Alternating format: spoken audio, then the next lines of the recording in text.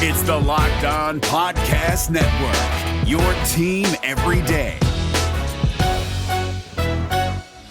So hype right now. Anything's possible. I'm on mama. I'm on my lady, ma. Anything's possible. Rain and J's back with the vengeance. All the real Celtics fans in attendance. This the truth like 34. This like walking in the garden when you hear the roars. The crowd goes crazy. Most in-depth coverage on the daily. Mainly podcast royalty, the content kings. When you talking about the franchise with 17 rings. Focus like Danny at the deadline. Global but it got a local feel like the red line, the blue line, the green line. Play it in between time. I'ma throw my C's jersey on in the meantime and press play. When the F's done, I can't wait until the next day. Trying to stay in tune with the C's, that's the best way. Melly.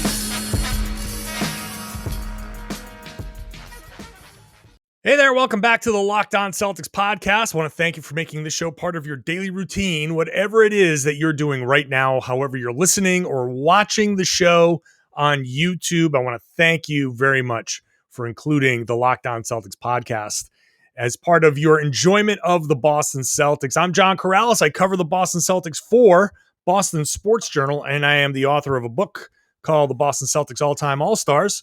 It is available anywhere books are sold and on my personal website for $30 if you want a signed copy.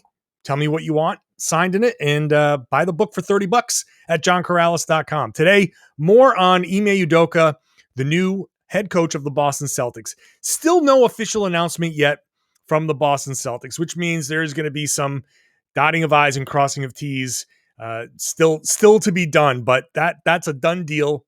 Ime Udoka is coming into Boston to be their new head coach. And yesterday, if you missed yesterday's show, I talked about all of the reasons why I think he's going to be a good head coach. Today, I decided to go to where it all started for him, the San Antonio Spurs, to get an inside look at Ime Udoka's time there. Today's show is brought to you by Michelob Ultra. It's enjoyment isn't the end game. It's the whole game at only 2.6 carbs and 95 calories. It's only worth it if you enjoy it. I swear I haven't had any Michelob Ultras yet. I just stumbled over the ad read. So let's learn more about Ime Udoka from my good friend and host of the Locked On Spurs podcast, Jeff Garcia. What is up, my man? It's been way too long since we talked on your podcast about the potential for Becky Hammon to be. So if anybody missed that podcast, go scroll back. It was last week. Wednesday? Yeah. We talked? Yep. And, but Jeff and I go way back. Used to be roommates. We used to so I miss you, buddy. Are we really going to go into the stories? Because I think that'd be a bad idea. No, that is not anything that's going to be happening on this podcast. That's a whole other podcast for maybe on HBO Max. By the way, if you want to sum up the Spurs in one view, I guess, would be this. Starting all over again, the whiteboard. Nothing to do. Got look at this outstanding video background I have here. I mean, you cannot see this. I'm looking at your screen. I'm like, Jesus, John, you really souped it up there. You got your book. No, man. I got to do it up for the YouTubes. They got to get the background. I got to try to sell my books. I've got to got my jerseys up in the background over there. Like I'm trying to make people. And like as John just said right now, John and I go way back. I'm talking years, roommates and stories that we'll never ever tell, only between ourselves. But to see you have a book now, that is, I know, right? That's blows. I'm like, this is the John Karalis that now he's an author. Yeah. I mean, yeah. Have a book for us each now to be on the Locked On Podcast Network and for us to be covering these teams, to cover awesome teams like the Boston Celtics and the San Antonio Spurs with our history. Like this is hey, we're doing it, buddy. And so let's get into it, man. So Ime Udoka was a former Spurs player. He finished his career overseas, comes back, joins the San Antonio Spurs staff. Can you walk us through that initial hiring, that you remember of Ime Udoka? What was it about him as a player, do you think, or do you remember Popovich talking about that made him attractive? You say, okay, we're going to give this guy a chance as a coach right away. Yeah. I think the first thing that kind of I recall way back then, was Pop would always say when asked, hey, is there anybody on the roster that has coaching potential? He never would say Ime. He would say at that time, there's a couple of guys. There's probably one guy. Lo and behold, it was Ime. And you look at what he did in San Antonio as a player. Now, look, he was already towards the end of his career around that time, with San Antonio. So he wasn't the Ime Udoka you saw in Portland. But nevertheless, still staunch defender. Pop, he loves his defensive guy. So, made sense. Sure. But during his playing time, you would always see him kind of in the huddles, closer to Pop, listening in, asking questions. Very reminiscent of what Patty Mills did in the bubble last year, where he was with that clipboard, doing his thing, helping out the coaching staff. Fine. Mm-hmm. So I look back, and when he became an assistant coach, it was very low key. It was very under the radar.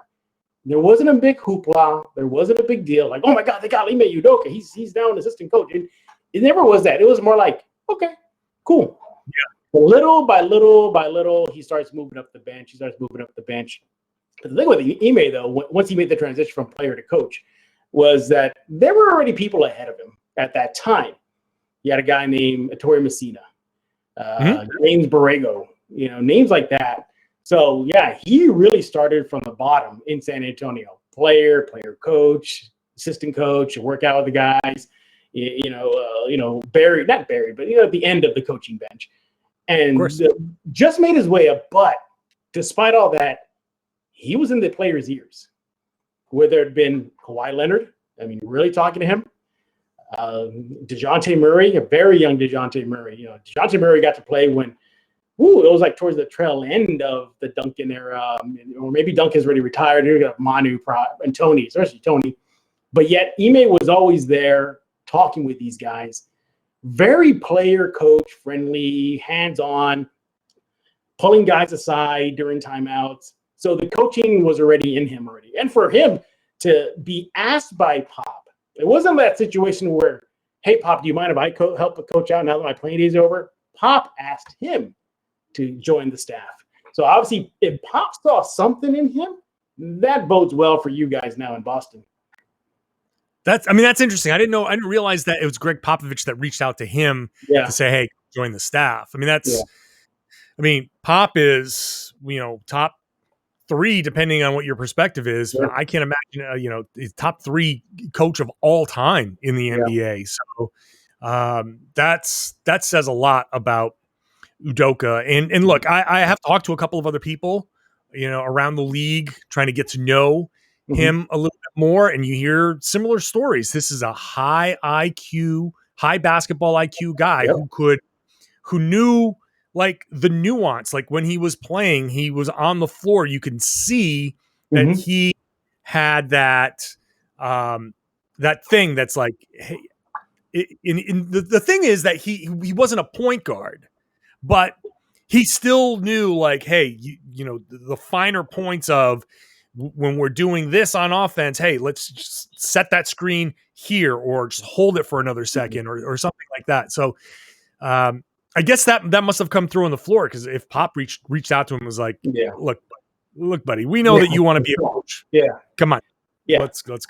What I like about that too was that he wasn't just a touch and go kind of assistant coach. He was there in San Antonio for a good chunk of change. He was there for a long time. So he really got immersed into what that winning culture was in San Antonio. He won a title with San Antonio. So he was a part of a championship team.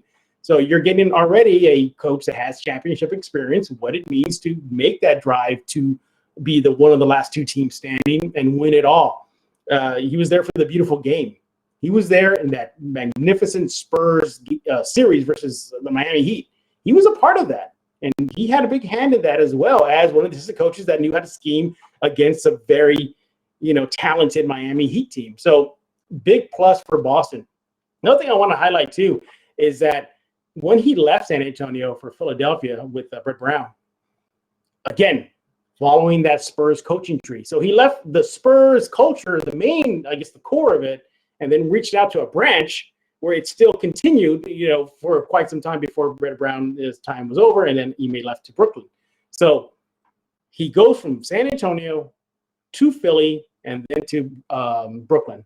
So he's taken all that experience, and let's not forget, in every stop, he's with top-tier talent. These are not like these young guys, that are just trying to sow their oats. No, he goes from Tim Duncan, Manu and Tony, Kawhi, to Joel Embiid, Ben Simmons, that crew, and then his final stop with Brooklyn, and we know what they have right now with Harden and Durant and everything. And even then, he's still hands-on. He was still very talkative and everything. One thing that I think is lost in Spurs history that he had a big hand in, that's only now surfacing, but it's been out there for years, was he was a major factor for Lamarcus Aldridge joining San Antonio. Major factor. Lamarcus Aldridge told Hold on. I'm gonna stop you right there because I want to hear that whole story, and I'm gonna do it after the break. Gotcha. What made Ime Udoka such a big reason that they got Lamarcus Aldridge?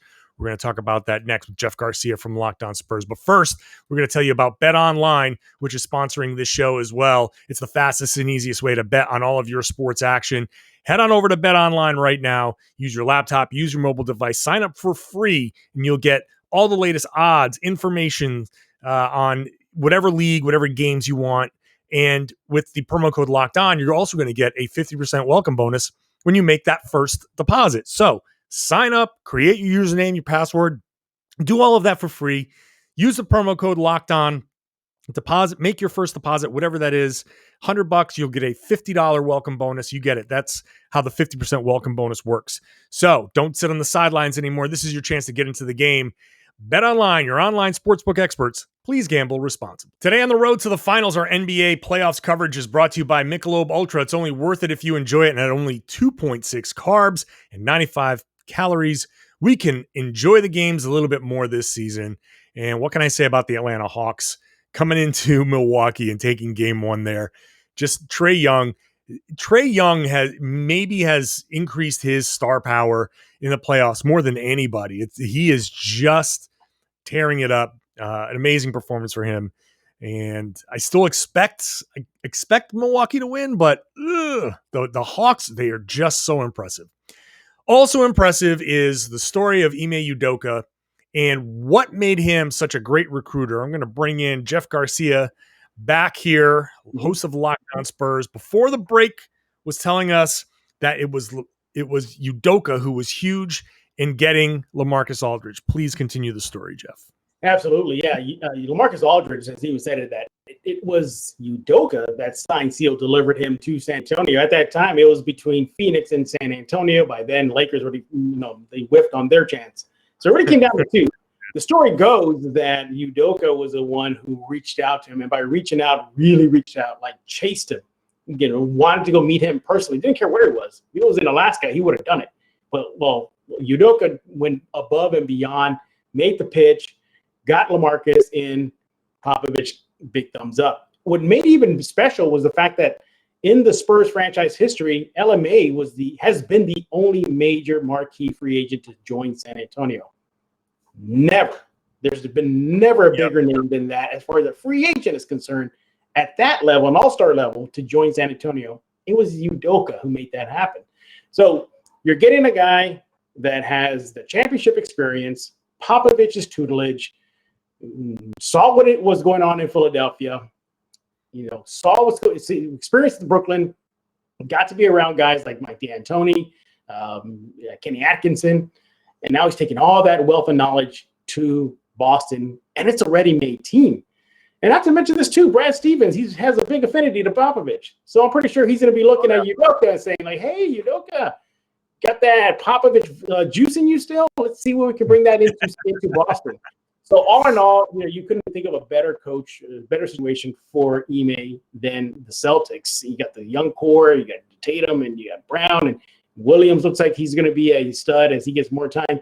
The only thing I'm a little worried about is on the offensive end. Would not be surprised if he's going to need a little help making a little offensive call. That's the thing I think that may need some fine-tuning. Wouldn't be surprised if he brings in, like a D'Antoni or some sort of offensive guru, Ron Adams, something like that. But yeah, I think the offensive end, you're probably going to have Locked On Celtic episode where, what were you thinking, Ime? What was that called? The offensive end. I think that's probably going to happen. I expect some speed bumps for sure, but I'll tell you what, like Boston fans are already used to a defensive-minded coach that people say, well, where's the offense? What kind of offense are you running? And I wonder, like I did kind of joke a little bit on Twitter, said Brad Stevens, any chance he gets to gush about the 2014 Spurs, he takes it. That's the pinnacle. And I've compared it to like a Moby Dick white whale and Brad Stevens is Captain Ahab willing to die to chase this thing. Yeah. He wants that offense. Brad wants that offense, that read and react, pass, cut, that 0.5 second rule. Like, you catch it and you have half a say. You're either going to dribble, you're going to shoot, you're going to pass, and you got to move the ball. That team, that 2014 team, is the ultimate stunning example of how that basketball is played because of the star power, but their willingness to play off of each other and their willingness to just say, hey, look, we're all going to trust each other and we're going to make that next right play. And whoever scores is going to score. But ultimately, the guys who should be taking the shots, they ultimately get the ball because they're just better at everything. So I think that part of the hiring process has to include that 2014 kind of, trying to capture some of what the Spurs did. And all of the points that you made just now are points that I've been trying to hammer home as well. He saw that. He saw what was not working in Philly. Like he saw how that fell apart. He's been around these guys. When you really list out the players that he has coached or played with, the elite players, Hall of Fame players that he's coached or played with, it's a huge list, man. It's a long list. So, and I can interject something real fast too. We were talking about how he was following that Spurs path from San Antonio to Brett Brown in Philly. Even in Brooklyn, there was still that hint of the Spurs culture. You got Sean Marks there, Jacques Vaughn, of course, there, and look, Sean Marks, he flat out admits it. I am trying to do what the San Antonio Spurs do here in Brooklyn. And you saw Jacques Vaughn, you saw Ime Udoka, so there's something there. If a guy like Sean Marks says we need to tap into that, let's bring him in.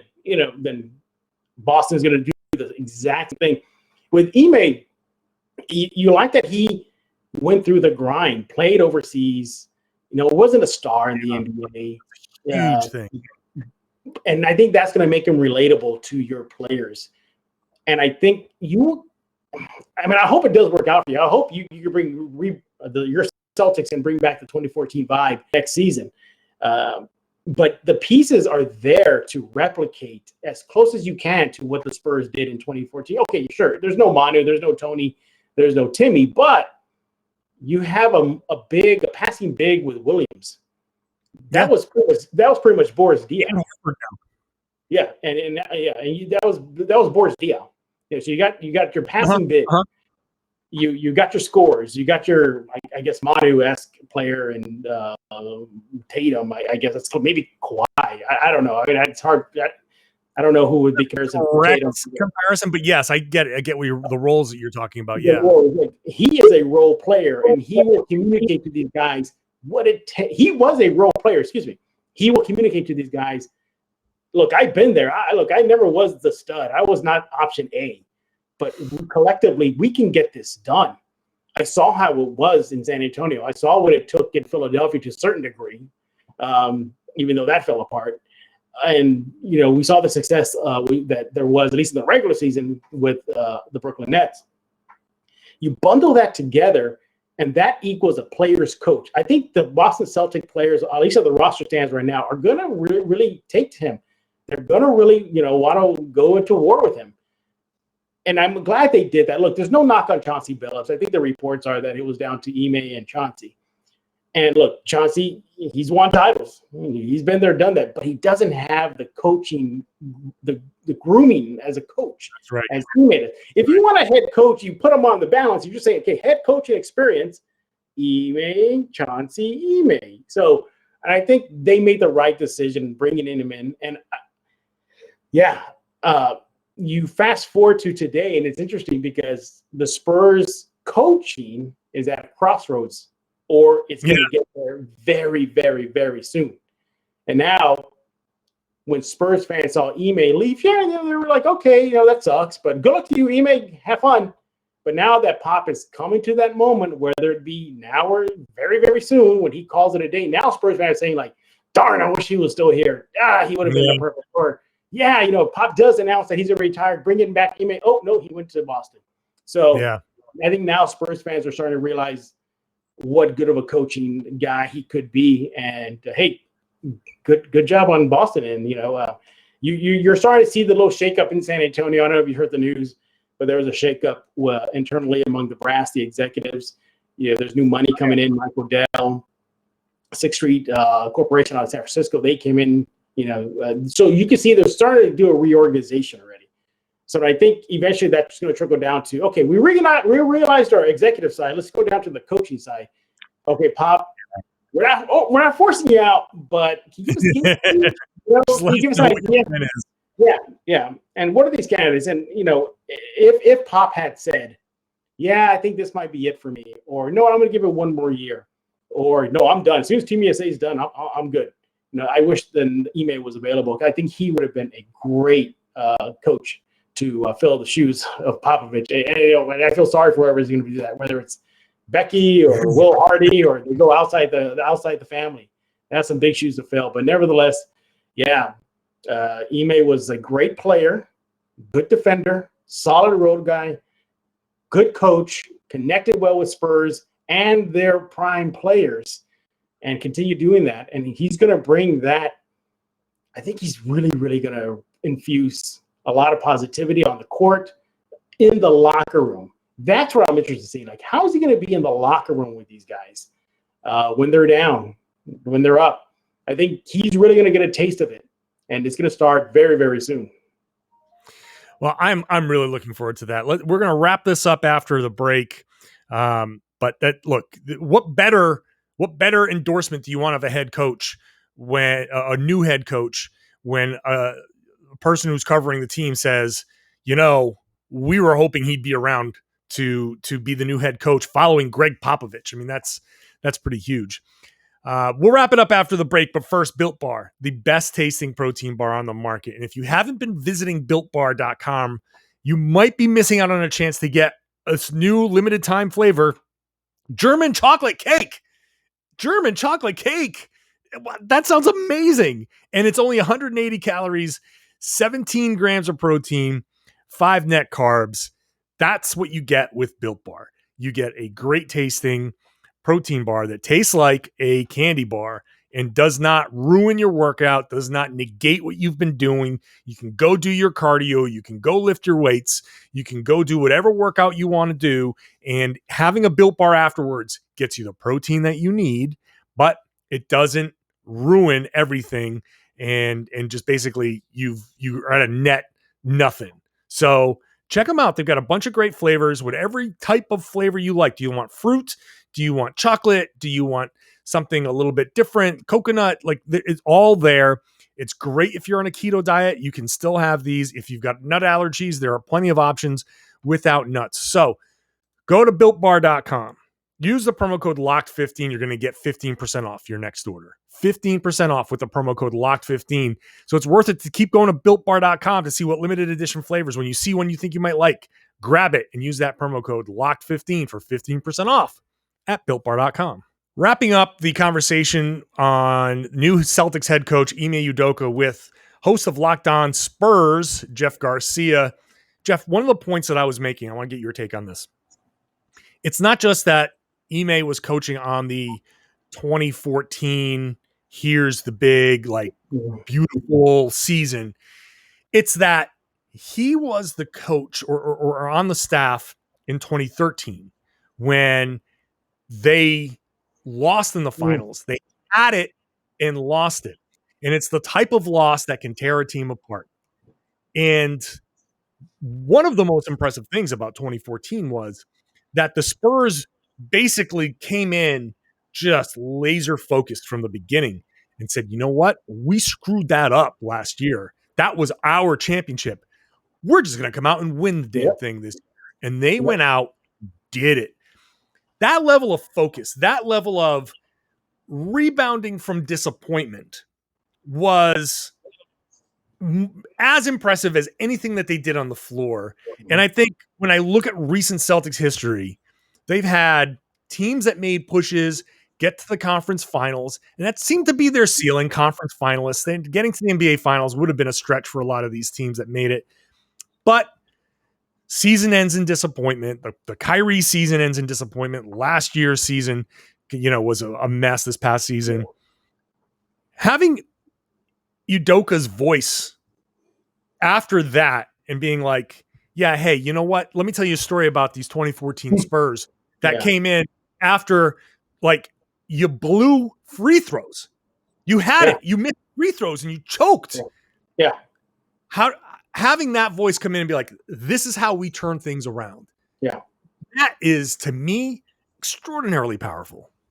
See, this is where I wish this platform you have had the GIF where it says, I'm going to go, excuse me, I'm going to go cry. So we can't do that right now. I'm going to be like, well, I'm going to go cry. No, you're absolutely right, John. He was a part of that, good Lord.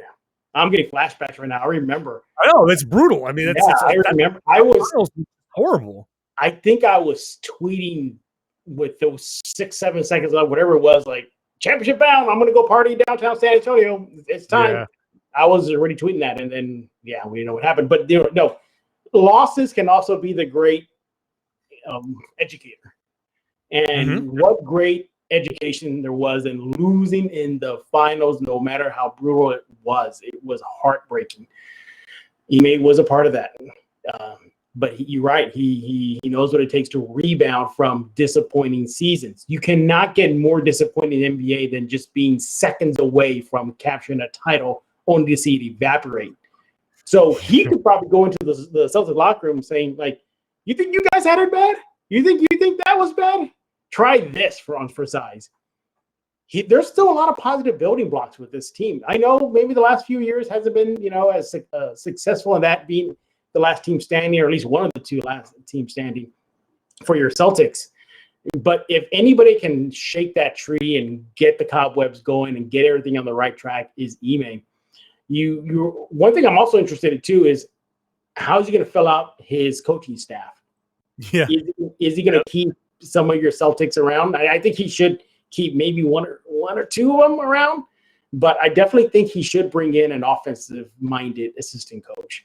Yeah, I wouldn't be surprised if he's looking at the Brooklyn bench. Is Kenny Atkinson known for an offensive guy, or is he more of a defensive guy?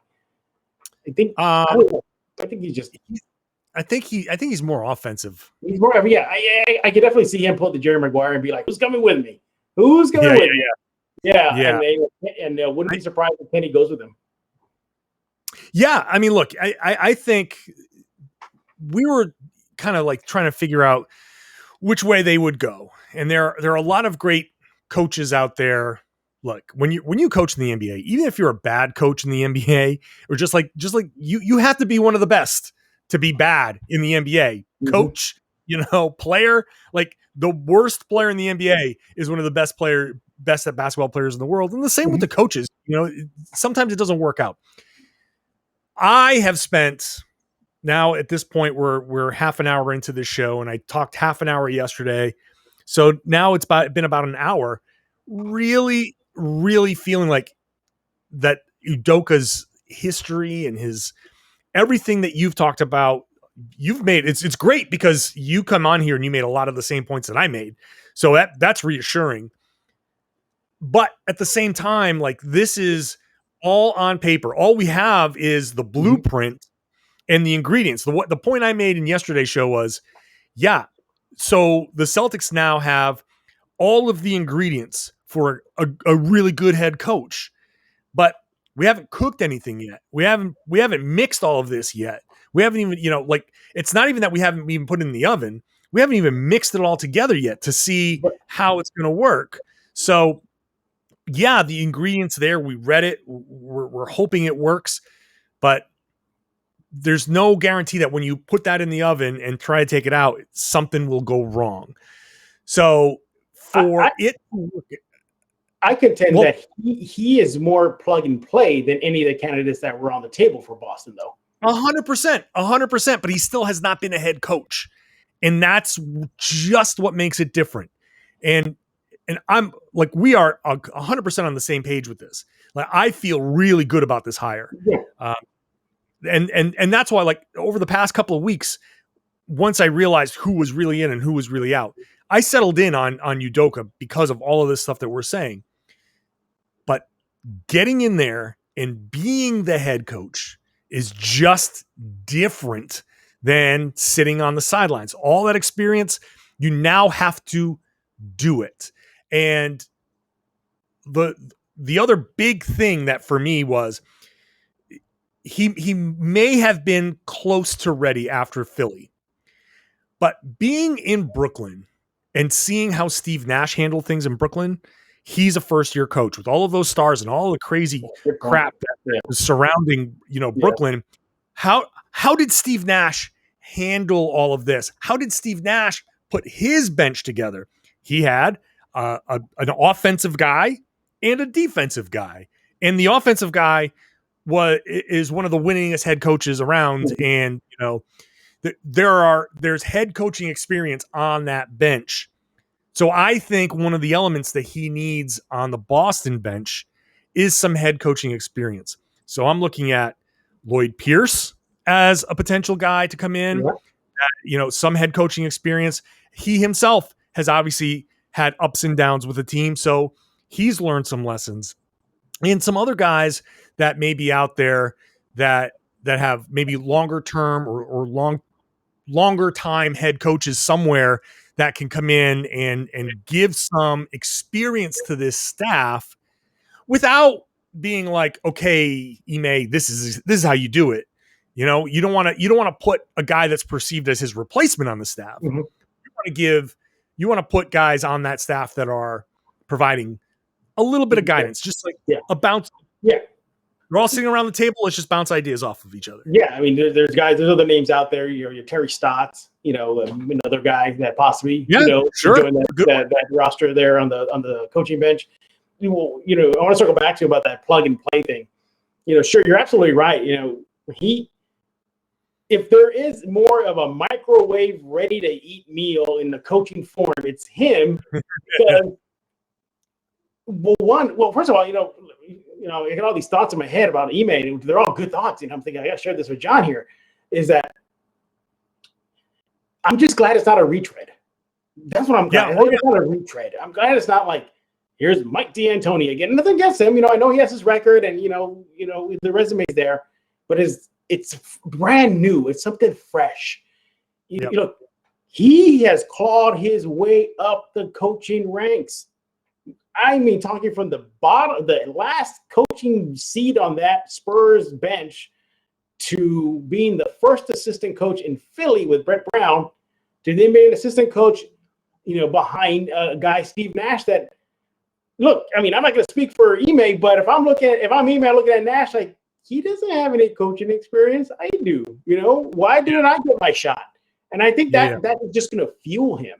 It's going to fuel him to be the best coach he can be. And like I said earlier, if you had all the candidates in front of you, at least reportedly, your Chauncey Billups and your Ime, he has the most coaching experience. And granted, it's not the head coaching spot, but nevertheless, a lot more than what the candidates have. One thing I want to ask you, though, John, is what was it? The woman that was on the staff, Karalis. Is she going to stick around or no? No, she's now the head coach at Duke, the women's. Right, okay. She's the Duke. But then, do you think he might reach out to her and be like, "Hey, what do you think?" Or is that is she signed, sealed, delivered? And for Duke? I think if she was going to be anything with the Boston Celtics, she would be the next head coach. Like, So that was she was my first choice for head coach when when it was pretty clear early on that she wasn't going to be a candidate. That's when I said, okay, it's going to be Ime Udoka. okay. So, I yeah, was thinking like that. I was just thinking that'd be a great move on to bring her in. But she's with Duke, and because from what you told me on Locked On Spurs, the players loved her. Oh, they did. They absolutely did. And she was a great fit here, and it's pretty obvious she's going to be an NBA head coach. That I feel really good about saying that she's going to be an NBA head coach. Okay. The level of respect that I've heard that people have for her is really like high level. So I think the timing was a little off because she wanted to be a head coach and she took that job at Duke, and she wasn't going to leave after like one pandemic shortened season. So which is nice. Like I respect that. I kind of admire that she was sticking by that commitment. Yeah, but Ime though, he's gonna have his lumps along the way. Yeah, like I said, you're gonna have your shows where you're thinking like, what was he thinking there? But it happens. Look, just like players and rookies, they got to take their lumps. Coaches have to too, and just like Steve Nash probably took his lumps in Brooklyn, it's gonna fuel him next season if he's still around. Ime is gonna see those mistakes as you highlighted. Like, what did Nash do wrong? What did he do right? In maintaining and trying to handle, how many superstars they had on their roster? And that's what you like about Ime. He just went, every team he went to, there were some big names on there, and he knew what it was to connect with them. He knew what it was to get the best out of them. From your very, very young DeJounte Murray at that time when he was in San Antonio, getting in his ear, talking to him, to Kawhi Leonard in San Antonio, to Ben Simmons, to Joel Embiid, to Kevin Durant, to James Harden, to Kyrie Irving, Blake Griffin.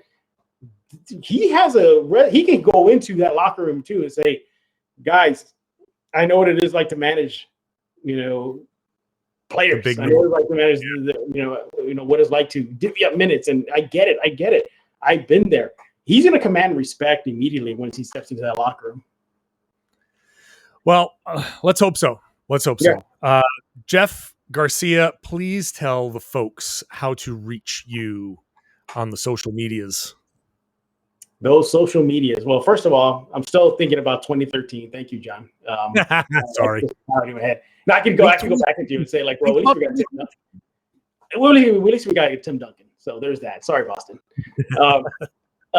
Social media. So Locked On Spurs. Subscribe to Locked On Spurs wherever you get your favorite podcast. As a matter of fact, you can even tell your smart speaker, hey, play Locked On Spurs. And guess what? There you go. That works. I tried it a little earlier, right before we hopped on here, and it still freaks me out till today. It's kind of fun. Yeah. Google Play, Stitcher, the new Odyssey app, whatever platform you can think of, trust us, David Locke has us everywhere. There's no excuse for you to not pick up either Locked On Spurs or Locked On Celtics.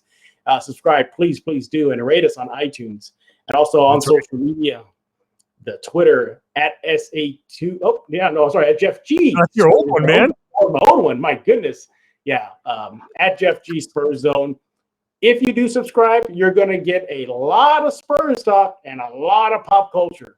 Be warned. You're warned now. You're going to get a lot of pop culture, but you're going to get yourself a lot of good Spurs and a little splash of NBA news.